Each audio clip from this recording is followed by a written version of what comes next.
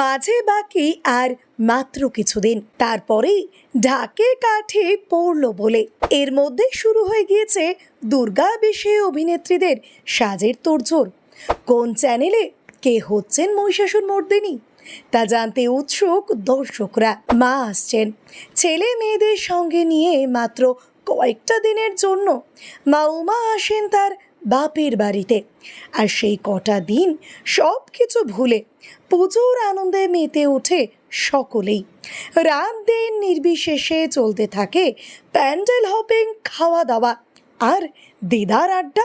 তবে মা আসার আগে কিন্তু রয়েছে আরও একটা বিশেষ মুহূর্ত, যা হলো দেবী পক্ষ, আর তা শুরু হয় মহালয়ার দিন থেকেই। এবার ছোট বড় সকলের মনে একটাই প্রশ্ন, কাকে দেখা যাবে এবারের মা দুর্গা রূপে?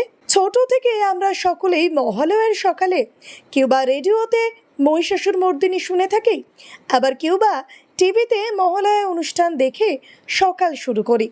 আর তার প্রস্তুতি কিন্তু অনেক আগে থাকতেই শুরু হয়ে যায়। বিশেষ করে বিভিন্ন চ্যানেল এই সময় থেকেই প্রকাশ করতে থাকে ছোট ছোট ঝলক, যা চ্যানেলে তাদের এবার মা দুর্গার রূপে দেখা যাবে কোন অভিনেত্রীকে।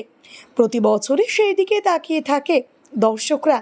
তবে এবার শোনা গিয়েছে রিজু মিত্র ও অর্পণ সেনের পরিচালনায় টেলি দুর্গায় অনুষ্ঠান জয় হে মহিষাসুর মর্দিনীতে মা দুর্গার রূপে দেখা যাবে টেলি অভিনেত্রী শ্বেতা ভট্টাচার্যকে।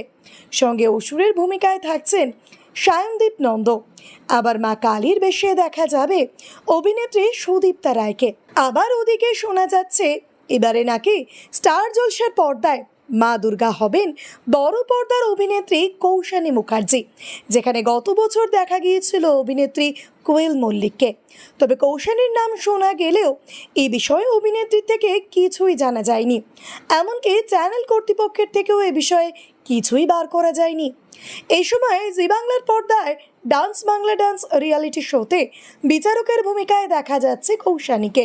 তাই সেই দিকে সময় দেওয়ার পর আর অন্যদিকে কতটা অভিনেত্রী সময় দিতে পারবেন, এখন সেটাই দেখার বিষয়। ভিডিওটি ভালো লেগে থাকলে অবশ্যই লাইক, শেয়ার, সাবস্ক্রাইব করবেন আর কমেন্টে অবশ্যই জানাবেন আপনি কোথা থেকে দেখছেন।